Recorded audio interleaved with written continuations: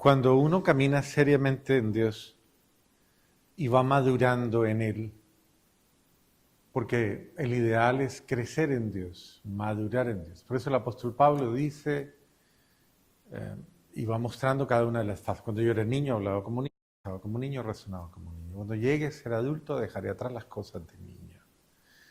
Y en ese sentido tenemos que llegar a la altura de Cristo, a la estatura de Cristo. Por eso es crecer en la madurez de Dios, la madurez cristiana.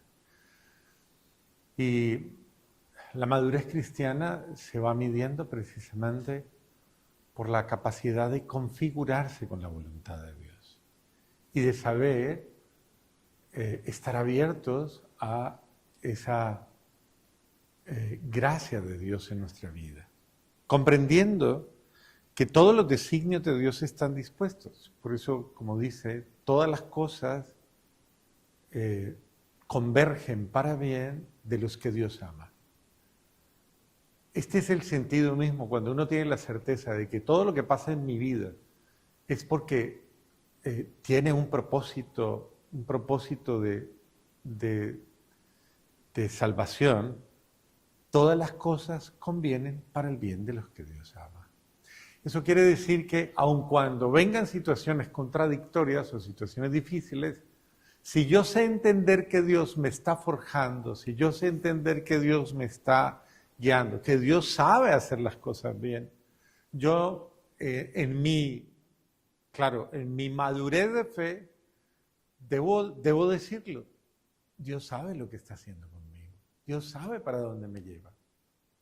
Esa es una frase muy de la espiritualidad a la que yo pertenezco y que va conduciendo, va llevando a un criterio de madurez. Y es el hecho de que puede que usted no sepa para dónde va. Hay momentos en la vida en que usted no sabe para dónde va, pero Dios sí sabe para dónde le lleva. Entonces, en ese sentido, es importante comprender que aún las situaciones más difíciles de la vida, Dios las convierte en signos de salvación. Porque Dios tiene la capacidad para transformar lo que no cuenta y cuente, lo ridículo en algo sensato. Por eso la mayor expresión de ridiculez era la cruz, y la muerte en cruz la mayor maldición. Y Él la convirtió en signo de bendición. Entonces Él supo transformar lo que no tiene sentido y darle sentido. Tal vez a veces padecemos situaciones difíciles, Dios sabe darle sentido a las cosas, aunque no tengan sentido para mí. Dios sabe cómo actuar a través de la adversidad, en su sabiduría y en su lógica, y yo, si soy humilde y entro en la lógica de Él, podré comprender la razón por la cual hace las cosas. Entonces, si hay que pedirle a Dios es no me dejes confundir o no me dejes enredar, porque las horas de las tinieblas generan confusión. Por eso Jesús le dice tan claramente, velen y oren para que no caigan en tentación. Y como lo dice la primera lectura, Dios no tienta a nadie ni pone a prueba a nadie. No, las circunstancias mismas, la propia realidad humana, todo funciona de tal manera que nos va poniendo a prueba. Y la prueba está implícita en el proceso de crecimiento y de madurez. En ese sentido es importante aprender a ver las cosas desde la lógica de Dios.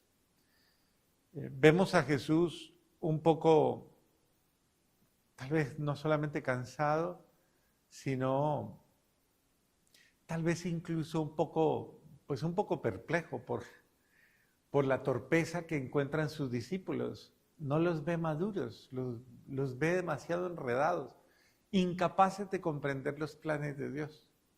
Cuando Jesús se refiere a guárdense de la mala levadura, guárdense de la mala influencia, guárdense de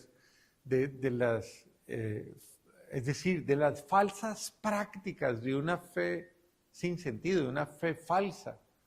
Guárdense de cualquier cosa que desvirtúe a Dios, porque ese es otro nivel de prueba. Constantemente estamos, como le decía el Papa Benedicto, en una realidad en la cual todo conduce a al relajamiento y al empobrecimiento, al reduccionismo y de ahí al relativismo. Por eso cuando las personas quieren hacer algo relativo, simplemente le restan valor, le restan importancia, la van volviendo cosa común, cosas así, y la relativizan y dicen. Entonces le quitamos la importancia a lo sacro para dárselo a otras cosas y de esta manera desvirtuamos la fe. Entonces Jesús está cuidando a los apóstoles y dice, tengan cuidado de no desvirtuarse. Eso quiere decir la mala levadura. No se desvirtúen. Uno se puede desvirtuar cuando uno lastimosamente se deja llevar por una mentalidad conveniente. Y hoy día existen mentalidades muy convenientes. Hay gente que vive conveniente. Es más, hay gente que se le podría llamar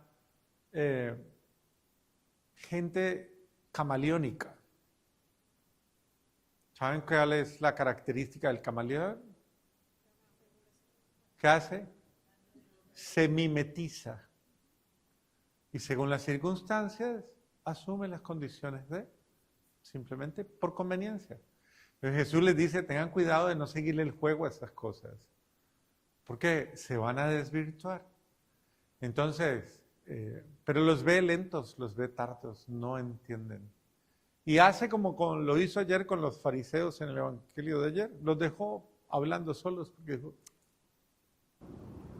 aquí no se puede hacer nada. Y es que la verdad, hay momentos en los cuales uno llega hasta cierto punto y dice, no sigo diciendo porque no se va a entender.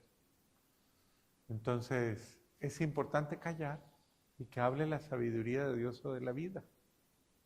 Y en ese sentido, no enredarse en cosas que no valen la pena. Pero es importante entonces, de todas maneras, comprender que la lógica de Dios siempre será la que tiene la verdad. Y si alguien está equivocado, no será Dios, debo ser yo.